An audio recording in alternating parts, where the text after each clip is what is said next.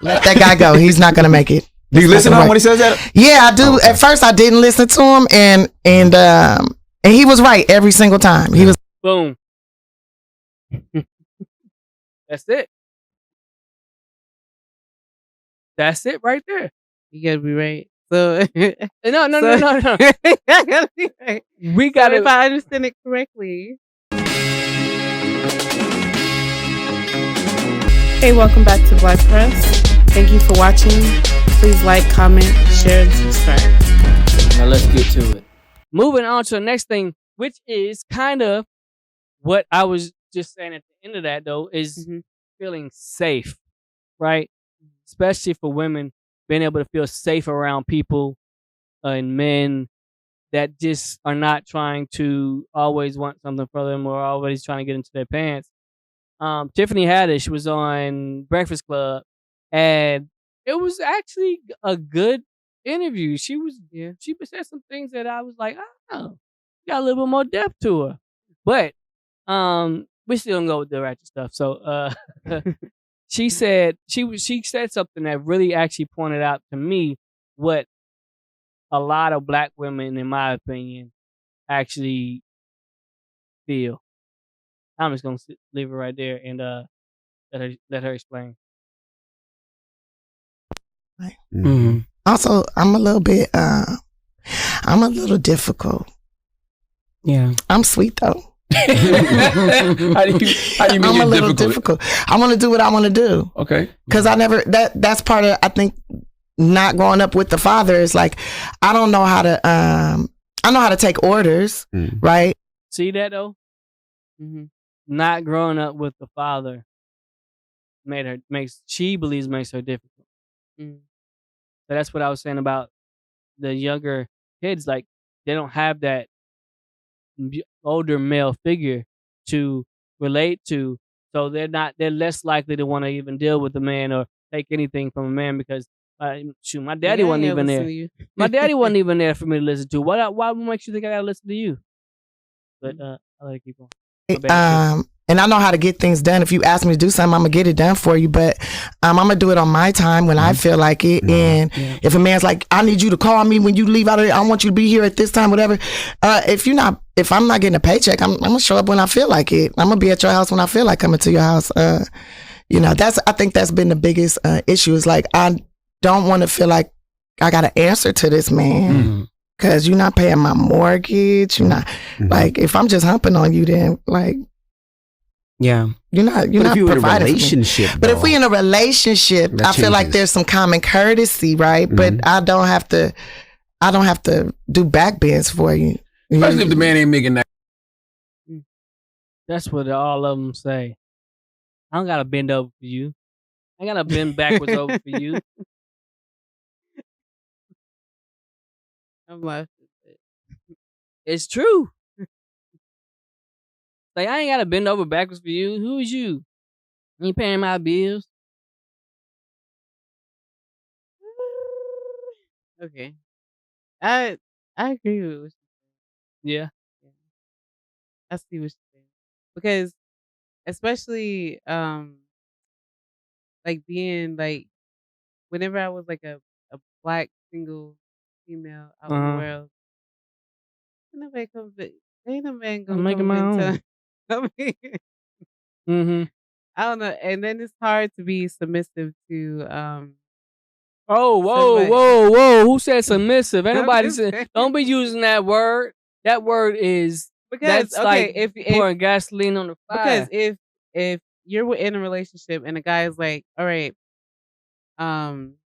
it's sweet. It starts out sweet when they're like, text me when you get there, or before you go there, text me, or where you going, or stuff like that. It starts out sweet, but when you get into a relationship and y'all together and like, hey, where you going?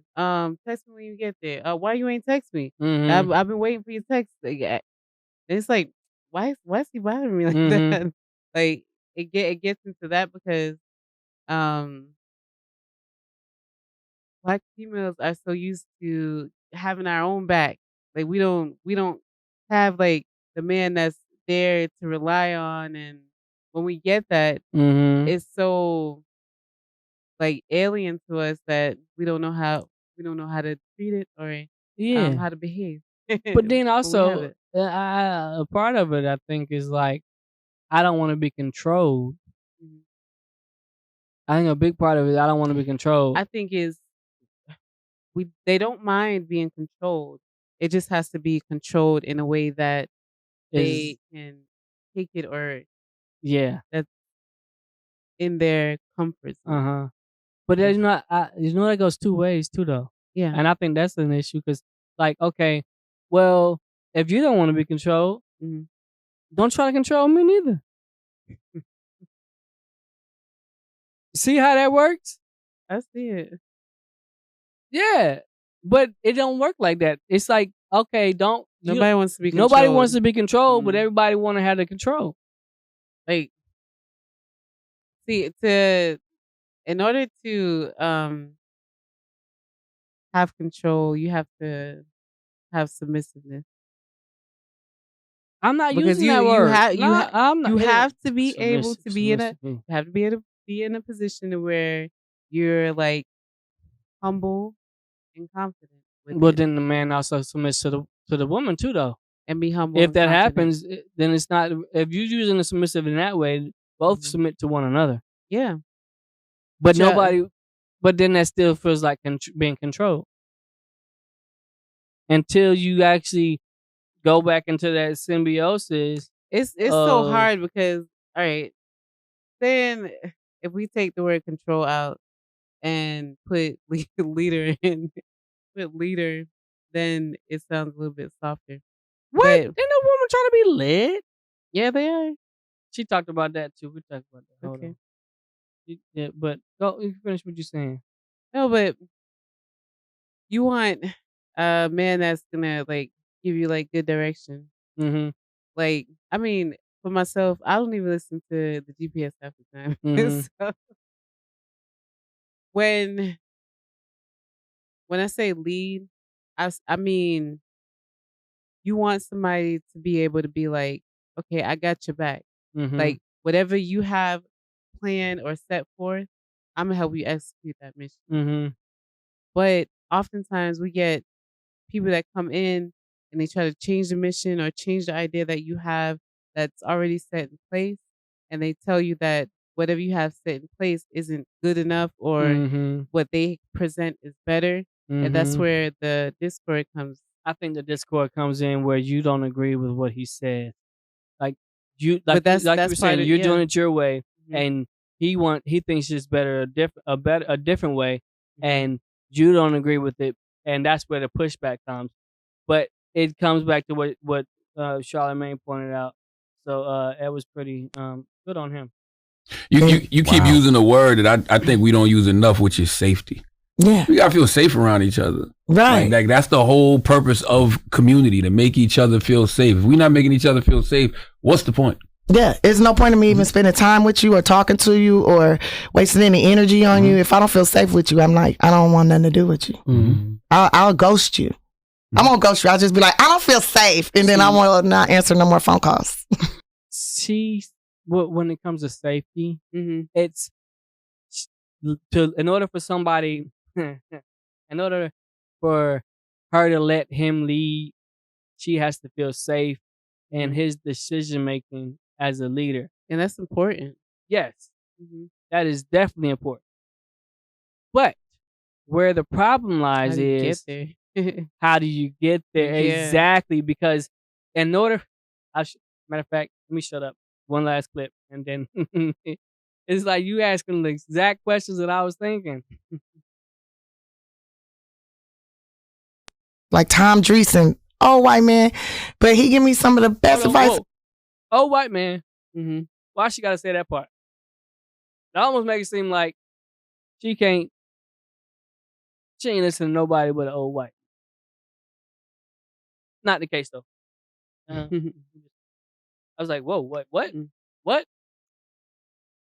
And he he'll hold me. I'll be crying and he'll just hold me. You know, What's or some of the best advice he I gave like you? bringing. I'll bring guys that I'm like dating by him, and he'll be like, "Nope, that one's not gonna make it, Tiffany. Don't even let that guy go. He's not gonna make it." Do you listen to him when he says that? Yeah, I do. At first, I didn't listen to him, and he was right every single time. He was. Boom. That's it. That's it right there. You gotta be right. So No.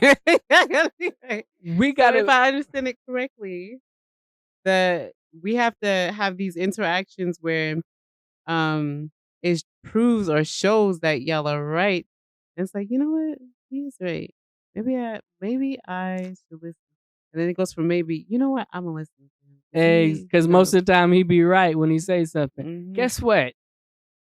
That's exactly the truth. Like, But she sometimes want they're not the right all only the time, way. though. The only way she can feel safe in letting you lead is if you've proven to her that you are capable of leading her, Mhm. right? But you have to prove. Right. But You here's have the to show thing. proof. The problem with that is you, not you being you, but you being the successful black woman, has already deemed that you are capable of leading yourself Mhm. based off of where you are now Your in life. Your Your success, right? Mhm. But if you find a man that's successful enough to be worthy of dating you, has he not also proven his capabilities? He has, but you gotta He has to prove show it to you, right? You have That's to do not- that, and then that's you have kinda to unfair. show like beyond that. It has to be beyond. But Mhm. I'm saying at that level where you believe that everything that you've been through and that you've reached has deemed you to be a leader, he's done similar, if not sometimes higher, because we all want practice. Well, hypergamy means that she wants somebody that's higher than her. So has he not proven himself to be a good decision maker? That's the way of life, though. You know why? Because when you go to a job and you're on that job, and say you get hired as a manager, you can't come in and be like, "All right, I see what y'all doing here, and it's working. Mm-hmm. Let me Help it work better. throw some changes in it." They're not gonna allow it for you to come like right in No, you and got 30 automatically. days. You have to show yourself. You have probationary period. You have Depends on where you you- come in at. Depends on what if you said you coming in a management position, mhm. you your resume proves what you're capable of, and they put you in a position of leadership. So they expect you to make changes in order to improve the organization. But before you make the changes, you have to see what's going on already. Yeah, but it's not and no then 90-day come in and make the probationary changes. period. It's 30 days. Okay. 30 days where you observe what's going on, and then you start making changes or start drawing up a plan in order to improve. Yeah, but But that's 90 still, days. That's not That's 90, a third, well, a fourth of a well, year. Take the number off. Not probationary period in general. You still Yeah. have to go through that in order to complete the success. Yeah. But has he not gone through that to get to a point where you doing this and doing that with him? Mhm. Here's the thing. One last thing. I'm going to just slide this one in there. What she said was, at first I didn't. Mhm. But then he kept being right. The problem that we men have to do is we have to sit here and tell you what we think to be the right choice, allow you to make your choice, be wrong about it, and then still stay there long enough for you to realize that I'm right very often. But is it not worth it? Is I it? mean, But if you're in a relationship and you're in a relationship to build and to grow and to go through the changes, yeah, sometimes sometimes it sucks for a little bit, it is. and you have to be able to embrace that suck in order to Uh-huh. get to the bigger picture. It's But, worth it's it. a lot of people that's not strong enough to withstand that, Yeah. and then they break, they become broken, and then they leave in pieces. Okay, but and that's true, and I believe it's worth it. That's why we're still together. But what I'm saying is, how about, okay, let me put it in this perspective. Let's marry that up to side by side with a man that cheats. But stick through it. Yeah, I'm saying marry a woman that always that most often takes her own decision or her own choice to do it her way versus what he believes to be the right way. So marry that with a man that cheats and a woman that wants monogamy. I don't think that correlates. Why not? Because a man that cheats don't know what he wants out of life, and he's testing to see. Not always. No, what if he's just out there? He's lacking something. He's going out there to. I could say the same thing about the woman. The woman, because the woman is lacking something, and her choosing a man that she doesn't want to let lead. That can be true, but a person that cheats has more of a deficit than anybody else because they not only are incomplete within themselves, they're incomplete with their partner, so they have to go out and fill pieces in order to feel whole. Because if you're out there and you're cheating, you obviously not getting something. Okay, say that. Let's literally marry that with married. And the vows. Some vows don't always do it, but say the vows that say love, honor, and obey. Right? If the vows say love, honor, and obey, y'all get married, you say I do, but for the words that's in the vows, you don't obey. Is that not cheating? Going against your word? Yeah, it's cheating. It's going against your word. It's cheating on what you said you were going to do, and now he has to deal with that, right? Because it's worth it. And he should deal with it because it is worth it. Because eventually, it will come out right. But I think cheating is seeking a outside resource to supplement what you have going on. Is looking for a complimentary. But you're saying that from a woman's perspective. I'm saying from a man's perspective. If I say something that we should do it this way, and you consistently do it your way, in a man's feelings, that feels like you're cheating on me because you're choosing. I don't think so. Yourself every time. We said I do, I feel and like you're choosing yourself. I feel like hold on. Let me say, because cheating is a man choosing himself. He's choosing his own feelings, his own physical desires. He's choosing himself over his wife's and her emotional feelings and how what he does will hurt her. She's doing the same thing, not physically, but has the same effect. Because she's choosing herself, her choice, her ideas of what things should be, her concept of how she wants things to go, her feelings about whether or not it's going her way. She's choosing herself over him and what he believes to be right, even though she said love, honor, and obey. So he basically just feels like he's cheated out. Yes. He feels robbed of a... Okay. And then what if her choices, what if her decisions have negative consequences for the entire household? The same way his cheating has negative consequences for the entire household.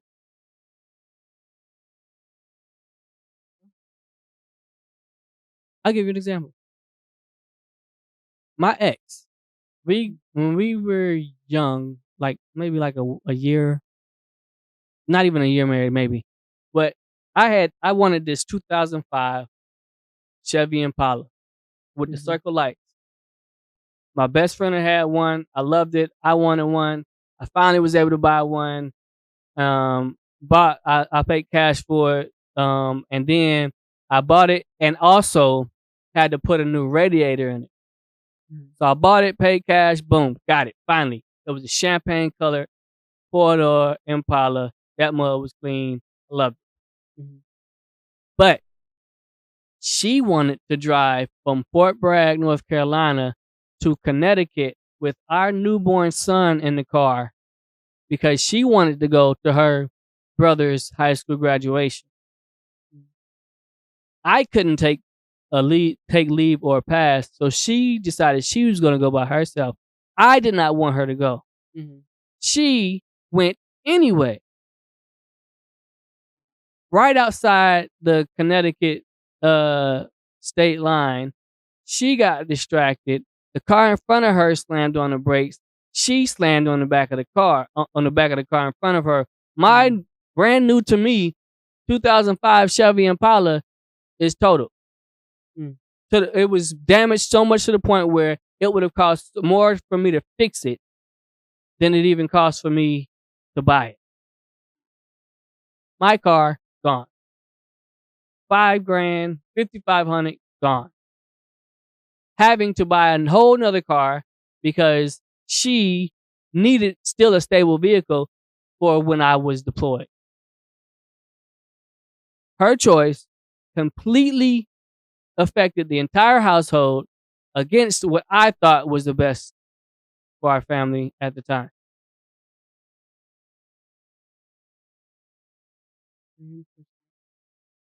That's a life example of how that happened. Yeah. I mean, I see what you're talking. I know what you're saying. A lot of times the decisions that we make, it does affect everybody else. Be it good or bad. Some of the decisions that men as a household or men as a head of the household make can alter the decisions in the house too.